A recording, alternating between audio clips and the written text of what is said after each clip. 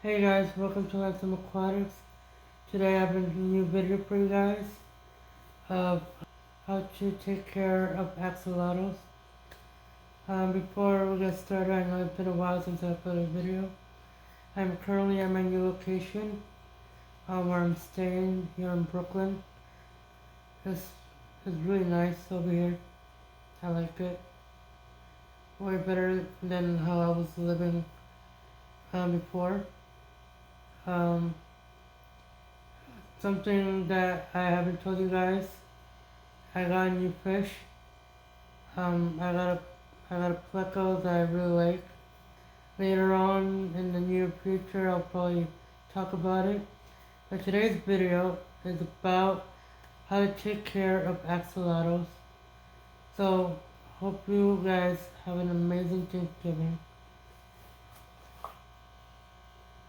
So I thought what better way than to start off this video than by teaching you guys how to take care of your axolotls. And who better to tell you than Paige herself from the LIBERTYLAND Axolotl Rescue.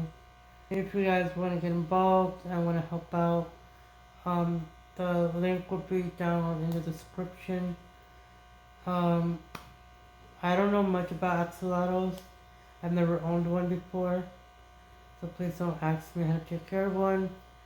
But I do know that if you're starting off with one axolotl and it's small, then temporarily you could keep it in a 20 gallon long, but they should be in a bigger tank, like a 40-gallon tank, just so they could grow out to their full potential. Some of them get bigger and might require more than a 40 gallon, but you gotta work with what you have, and if you can't keep it, you can always message LIBERTYLAND Axolotl Rescue, and they'll tell you who to go to, who to talk to, how you can help how you can surrender your pet without having to flush it down the toilet. So I suggest you guys go to them. With that being said, let's get into the video. We discussed axolotls in Connecticut. Paige is somewhat of an aficionado. She told me a lot about what I didn't know.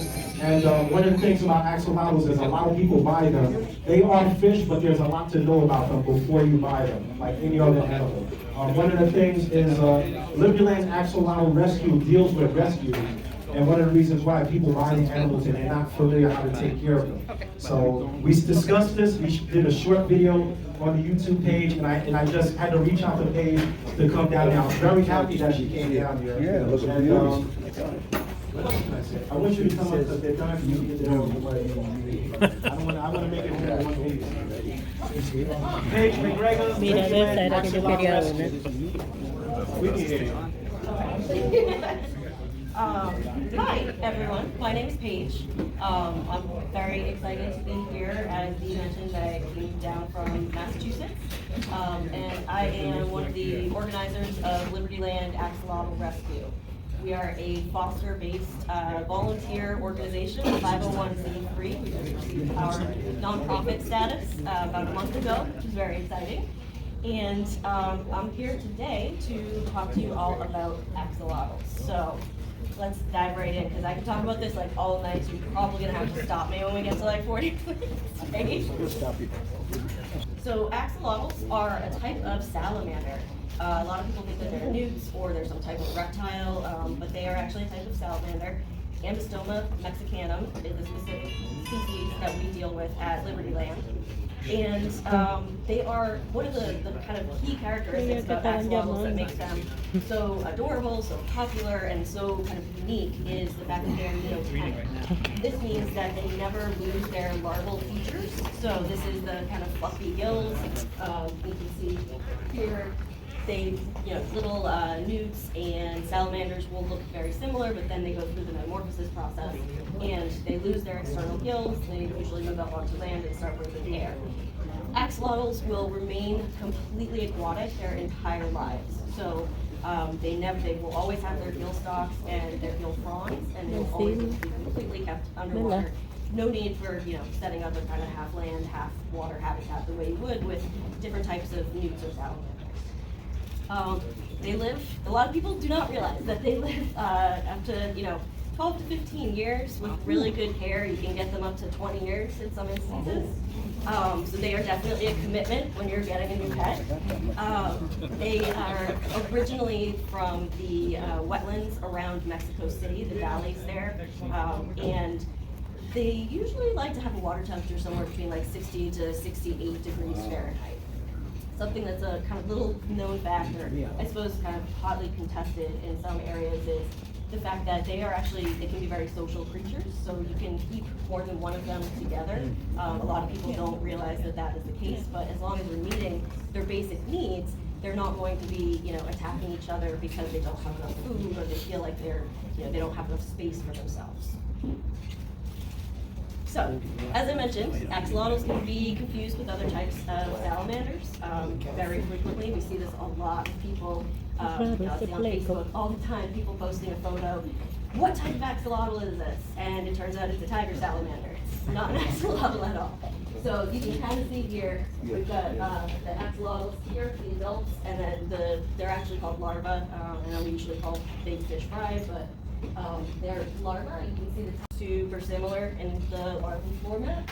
Even mud puppies and hellbenders are two of the other species that are frequently confused with axolotls. So somebody will grab what they think is an axolotl from the wild and then get totally freaked out when they keep it and it starts to metamorphose and move on to land, and they're like, what is this? So, a little bit about their anatomy. So as I mentioned, the external gills are one of the things that really sets them apart. A couple of little interesting fun facts. They have 5 toes on their front feet. They only have 4 on their back feet. They have really crazy regenerative capabilities that I'll get into in a minute. And they're just, I don't know about you guys, I'm totally biased, but I think they're absolutely adorable, right? They just kind of always look like they've got this little smile on their face. So, as I mentioned, one of the reasons that axolotls became popular, so I'll get into a couple of the pop culture reasons why later, but one of the reasons is their ability to regenerate. So they can regenerate limbs and arms, skin, eyes, their heart in some instances, pieces of internal organs. It's really pretty amazing. So for a long time, they have been used in research. So research on aging, research on limb regeneration. They are critically endangered in the wild. So the wild species that is kept isn't kept. The wild species is very different from what is kept in the aquarium hobby. And now at this point, the majority of the test subjects or animals that they're using for this research are captive bred. They're not wild because of the endangered status.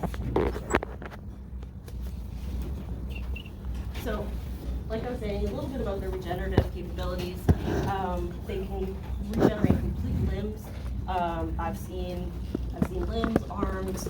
We have an axolotl in the rescue right now who's actually regenerating the lenses on his eyes, which is really, really interesting to see, but unfortunately he was exposed to some really bad water and ended up getting kind of fungus on his eyes, but now it's literally just regenerating the entire lens. It's really unbelievable. So, given the number of people, there's more than 2 million people in the U.S. alone that have lost limbs, and, they're trying to look at this as a way to study limb regeneration and possibly, use that in human research in the future. And so, we can kind of see some of the, regrowth steps here. Axolotls in the wild, they like very still water, still cool water. So you can see here examples of the type of wetlands that they usually live in. One of the issues that caused is one of the reasons why the axolotl in the wild is practically extinct, is the building of a lot of waterways and the introduction of different types of fish, like tilapia and things. We'll talk about it in a couple minutes, but really the changing, the water needs around the development of Mexico City led to a lot of the natural water sources being diverted and taken in different directions. So their environment was just really destroyed over the course of about well, a few decades, we'll say. If we kind of fast forward again a little bit to the late 90s, that was when we conducted the first study, really robust study, to determine how many axolotls were left in the wild. At that point, the estimates from the study were about 6,000 per square kilometer. But fast forward again, so we'll come back to that, but essentially, we go back to 2005, we started messing with their genes again, right? So now we're introducing things like GFP, the kind of green glow that you'll see in some of the axolotls. So they're starting to get more popular in the hobby. They're starting to have more kind of different morphs, more gene variation. Then they become critically endangered officially in 2006. And the estimate is that there are between 50 and 1,000 left in the wild, period. So when we did our first study in 1998, there were 6,000 per square kilometer. 2006, we're down to somewhere between a total number between 50 and 1,000 in the world. Wow. So very, very significant population loss in not that much time. So, oh, and the last thing I want to touch on, I almost forgot. There has been, so recently, there have been efforts going on in and around Mexico City with some of the universities and some of the local people to reintroduce axolotls into the environment, wild ones.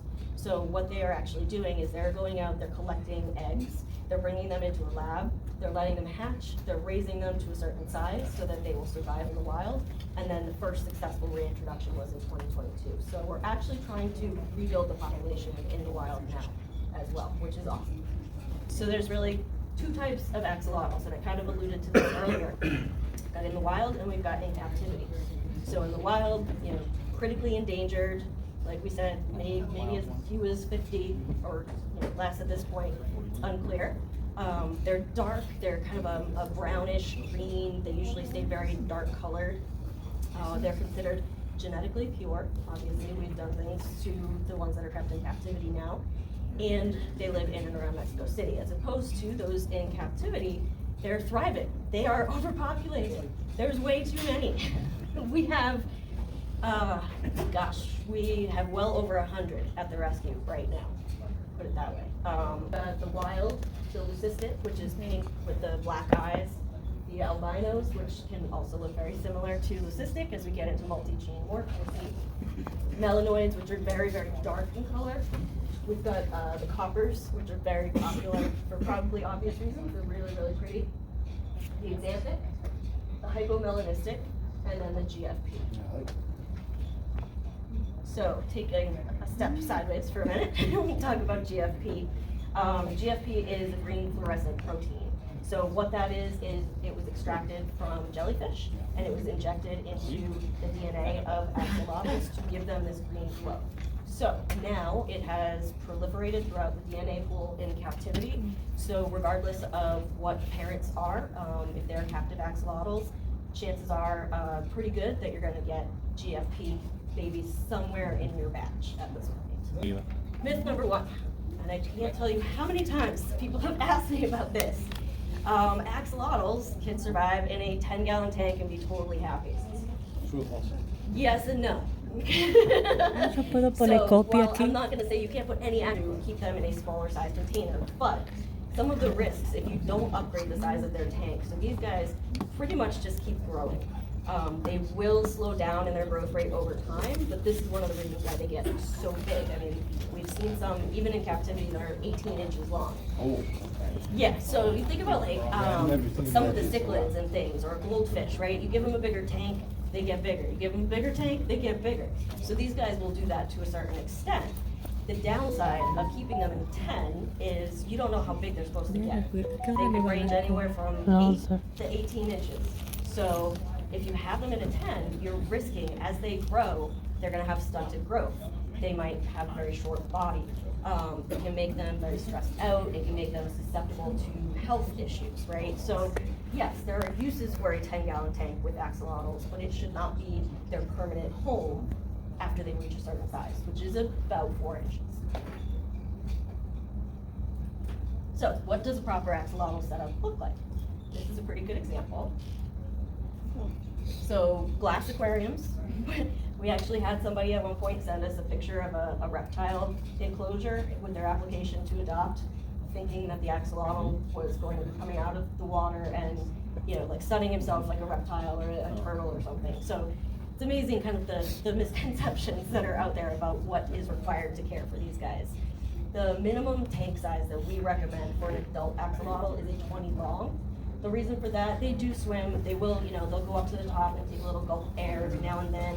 They'll perch on things, they'll climb, they'll hide, but they spend a lot more time down on the ground. So having more floor space is better. They're also vacuum eaters, so the more space you have, the easier it is for them to eat, you know, and actually get food when you kind of drop it in the tank. Filtration. We always recommend over-filtering. So again, kind of think about like cichlids, plecos, some of your kind of goldfish, again. So this is the kind of bioload we're talking about with an axolotl. So we recommend, if you're using like a 20, like a hang-on back with a sponge, we definitely recommend don't just use sponges. It's great. You know, pull them out, you kind of rinse them out, or squeeze them out, but it's not taking all of that stuff out of the tank the way it would if you put media into, you know, say cartridges into your filter, hang on back, take those out, it's taking some of the nasty stuff. Oh, you want to give me another one?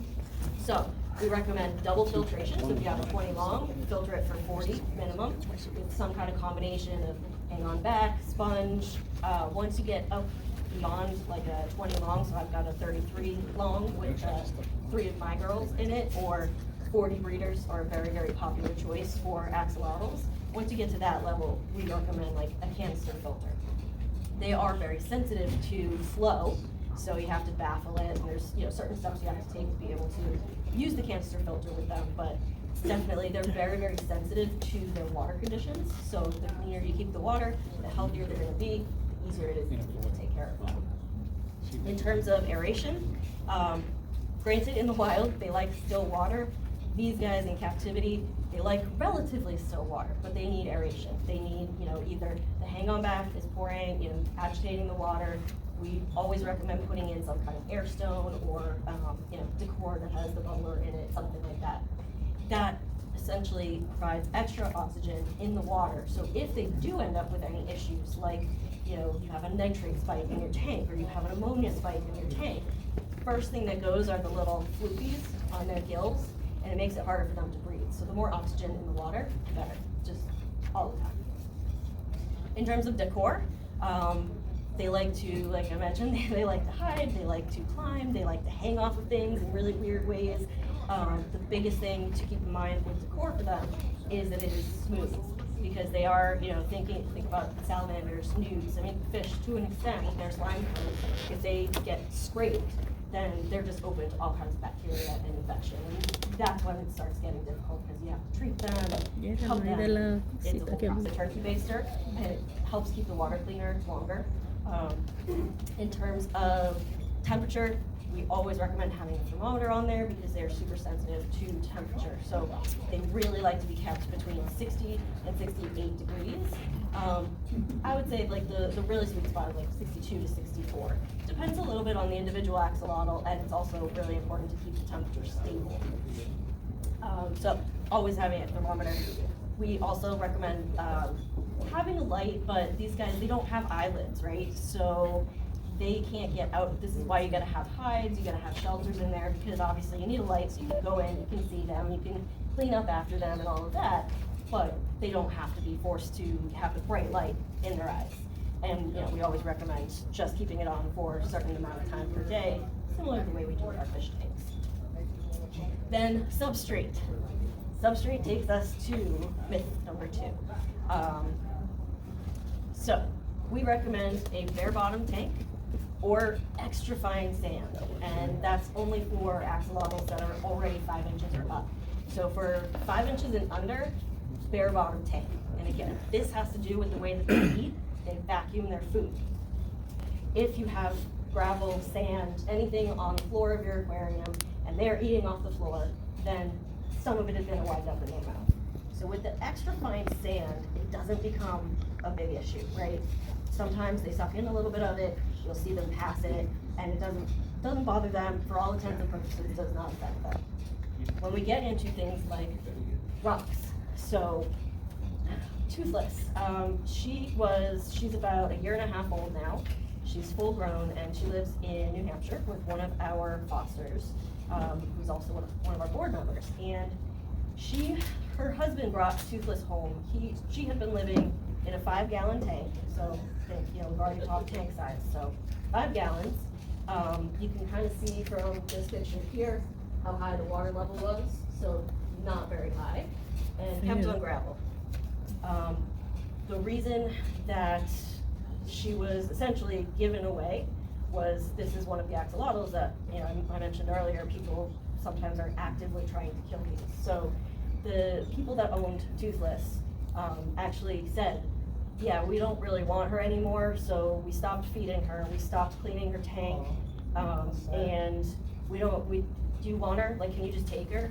So you can see here, hopefully, all of this here, that's all gravel that she ate, right? So she's in a 5-gallon tank with basically no room, and she's got no food, and she's eating anything she can get a hold of. So Megan, her mom, took her to a vet. They did x-rays, so you can see one of the x-rays right here, and you can see the gravel in her system. This was probably the 3rd x-ray. These are some of the stones that she passed, and over the course of 8 months, Megan had to treat her. She passed over 100 stones. The vet recommended euthanizing her like twice, and Megan was like, no, I'm gonna save this axolotl. She deserves a better life. And with a lot of care, a lot of diligence, and a lot of patience, she actually has done an amazing job. So this is Toothless now. This is after passing 100 stones. She is eating well. She doesn't have any behavioral issues. She's a little sensitive about how she's fed, which I'm sure we can understand after not being fed and eating 100 stones. But she's doing really well overall. So this is kind of just to illustrate that the dangers that gravel can pose for axolotl. The way that we have to treat them is we have to feed them fatty salmon belly, so like not even regular salmon, like the like really expensive stuff that is just that fat, and it acts like a laxative, and it helps them pass things through their system. But I mean, I think Toothless was eating that for like 8 months. She got to the point where she was just like, I don't even want this anymore. Myth number 3, axolotls can't morph. So I mentioned earlier that they are neotenic. So, axolotls in their natural environment, they don't morph. What happened was, we think, when we introduced the albino gene to create all of those really cool colors and patterns, we also introduced through the tiger salamander DNA the morphing gene. So it's not common, but it does happen. There's a few specialized Facebook groups that we recommend that are very, very good for people with axolotls that they think might be morphing. And it's rare, but it appears to become, it's becoming a little more common now. Part of that, I think, is just the massive amount of breeding that's going on. And part of it, I think, is we're all much more connected, right? So we're seeing more instances, and we're kind of bringing the community together to talk about this. But basically, this is what a morphed axolotl looks like. If you don't think they're cute when they're aquatic, you're probably not going to think they're cute when they are fully morphed salamanders. So, myth number 4. Axolotls ask this all the time. I can just feed them frozen bloodworms, right? Sorry, no. Then this is a very, very skinny, so the reason I showed you earlier, the thriving, really healthy, beautiful axolotls, we see this all the time. And sometimes we even see this coming straight from breeders. People reach out to us, this is the type of photo we get. This just arrived and it doesn't look the way I thought it was gonna look, and we don't know what to do, and the breeder didn't give us any information. And so one of the big issues that we see, aside from rocks, stones, is improper nutrition. It leads to all kinds of health issues, and ultimately, if they're not getting the proper nutrition, I mean, it's like any other animal, right? It doesn't look like it's going to be a problem until it's a problem, and when it's a problem, it's probably already too late, unfortunately. So, and really, the growth rate that you should be looking for with like a healthy axolotl is an inch a month, and if they're not doing an inch a month, there's probably something that's missing in their diet or their habitat, or something that's not quite going right. So what do they eat? Well, everyone hopefully very familiar with the first item there, live blackworms, which I believe we have some samples from Eastern Aquatics here for people to try out.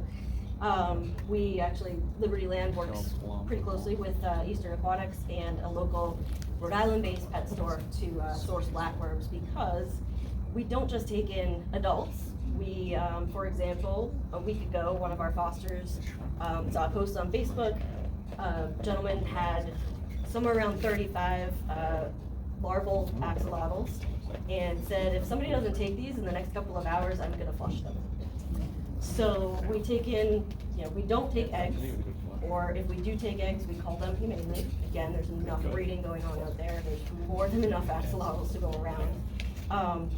But we'll take in anything that's already hatched and, bring it up to about 4 or 5 inches, and then we find it a new home. So, given that, blackworms is huge. We have to have this on hand like all the time. It's one of our biggest expenses for the rescue at this point, because another myth, oh, I have baby axolotls, they're doing great, I've been feeding them frozen bloodworms. Okay, how old are they? 3 months. How big are they? 1.5 inches. They should be 3 inches. They need live food. So that said, there are, moist salmon pellets that you can get. There's a couple different brands that we recommend. We do include that as part of their diet. We do pellet train them before we adopt them out.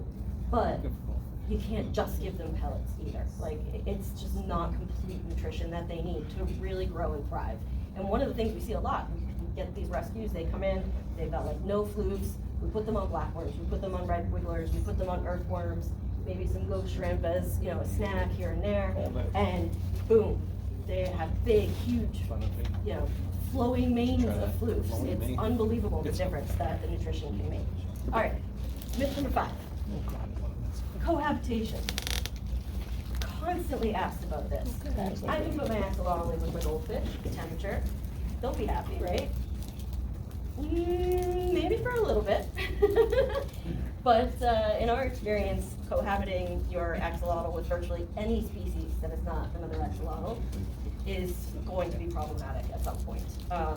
There's a few exceptions, like I said, ghost shrimp, little baby guppies can be good snacks sometimes, but there's all kinds of dangers. So, like I mentioned earlier, axolotls have a very heavy bioload. You start adding more fish, you start adding, I've seen plecos, I've seen goldfish put in with them, and it works until it doesn't.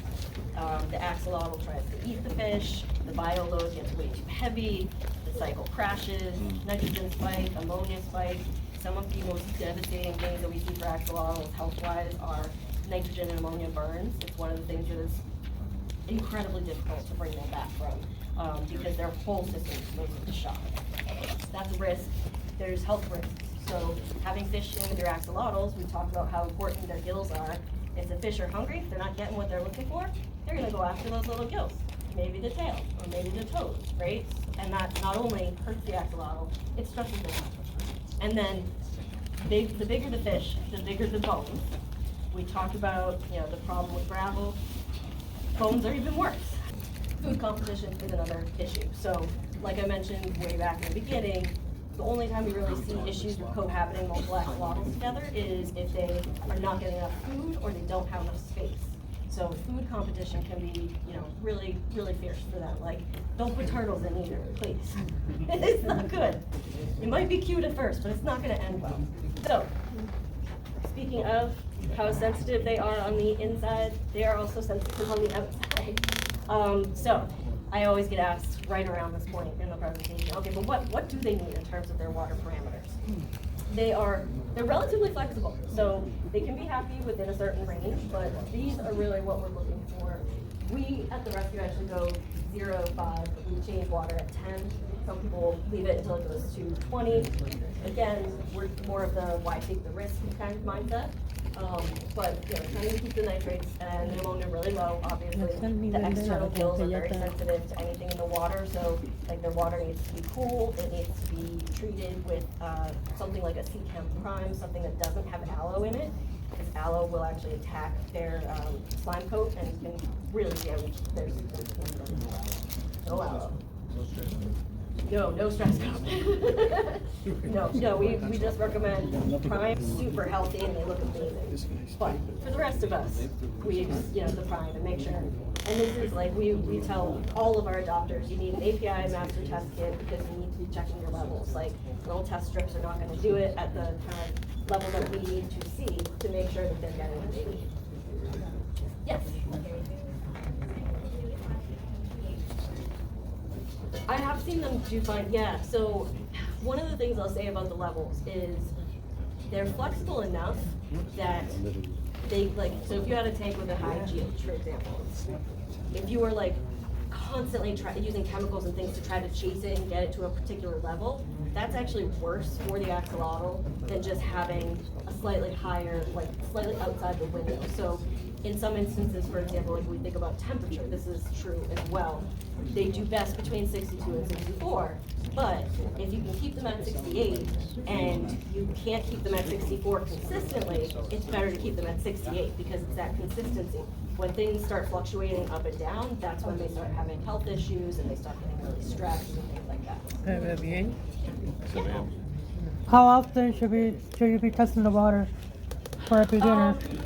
I test the water at least like once a week usually, but it's kind of like on an ad hoc basis. So we'll have behavioral things that we look for. So if they all start hanging out up at the top of the tank, we're gonna test the water. We do a water change, test the water before, and test the water after. It's really just a good habit to get into because then you know before you start to see the impact on the animal that there might be an issue and you can correct it before it gets further down the road where then it requires more care and more stronger medications and things like that. Yeah. The tiger salamanders are good all the way to like Canada. So now that they're half tiger, would they survive, say, a Massachusetts winter in the wild? No. Really, so one of the reasons that they're illegal in a bunch of states is because they're the government, the EPA, whoever is like concerned about them, hybridizing with other salamanders, and like in Maine, they're illegal in Maine. There's no way they would survive outside through a Maine winter. So that's one of the reasons why some of these laws are a little silly. But a tiger salamander will. Oh yeah, absolutely. So, but absolutely. if it's half These guys tiger, are, who knows? Maybe good. At this point, totally. Like you said, it's not out of the realm of it morphs, possibility. it's not supposed to. Yeah. So. Exactly, yeah. But I would be very surprised to see that. I mean, these guys, they're super derpy. They're super just like, they can't really see very far in front of them. If you don't drop the food so it hits them in between their eyes, they don't know where it is and they don't go hunt for it. It's like, really, you think that they're gonna... Not that, I'm just saying like the climate part. But yeah, them finding food that's on them, but the climate. Yeah, I think once you get down below like 58 degrees, they really start to have problems. Yeah. I just wanted to show you, one of our members unfortunately has to give up her axolotl, and she brought in a really kid. I think we're gonna open up the auction with this tonight. I just wanted to show you. Oh my God, ¿qué es esto? Axolotl, size 1 year old. 1 year old, yes. Absolutely gorgeous. And there's the chiller for it. Yeah, it's going to have the chiller for it. It's going to have food, 2 different kinds of foods to start you off, and even a hide. That's awesome. And we're selling tanks if they want a bigger tank, Chris.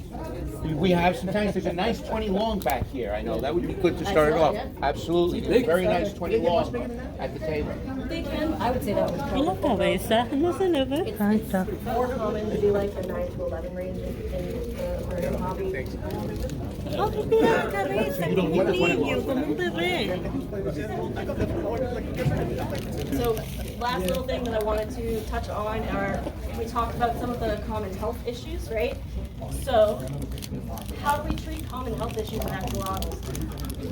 Very quickly, we have a kind of axolotl in distress or health issue kind of playbook, right? So things that you would need if you have an axolotl and they have fungus or they have, gravel impaction, or hopefully you won't be seeing any of that if you end up with an axolotl.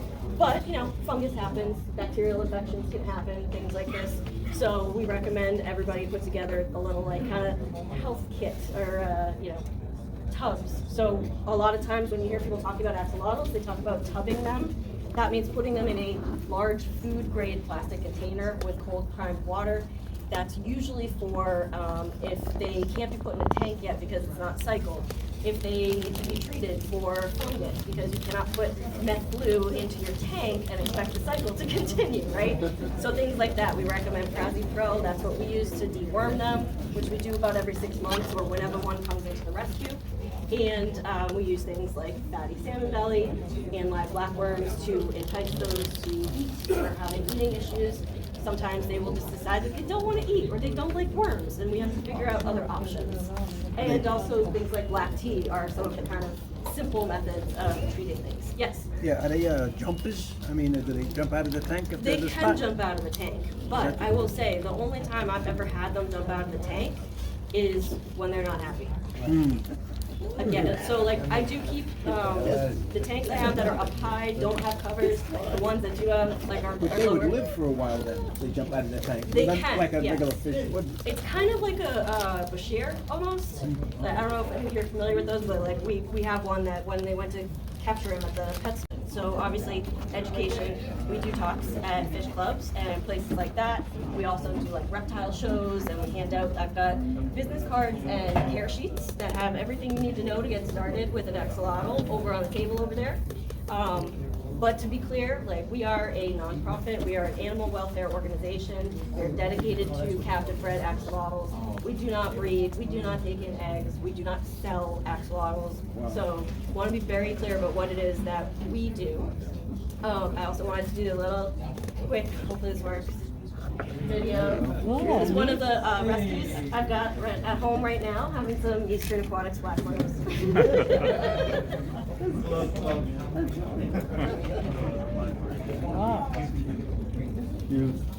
And yeah, much misinformation out there. There's so many people that they think they're doing everything that their axolotl needs, and they have no idea. It shouldn't be on gravel. It shouldn't be with goldfish. It shouldn't, this, that, the other thing. So if you see someone, or if you see a pet store, a lot of the ones with gravel that we have come in are from pet stores because they throw them in one of their tanks, right? Oh, they'll be fine in there.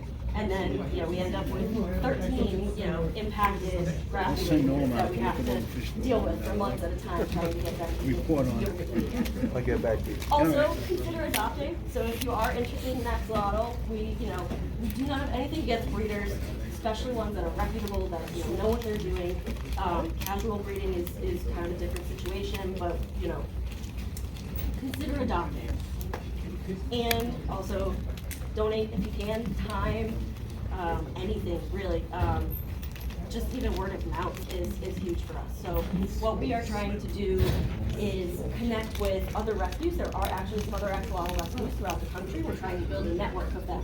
So we can find homes and find foster spaces for those that are needed all over the country. And we don't have to have people shipping them to us from Wyoming, for example, where somebody sent them to me from. And yeah, consider becoming a foster if you are at all interested.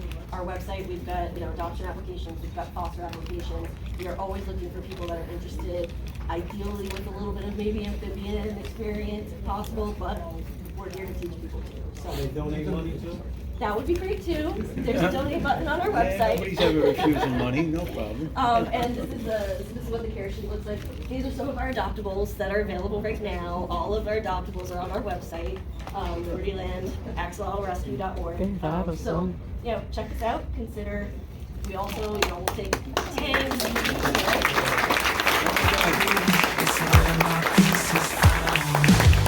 Watch a new life emerge, a miracle in the tank. I want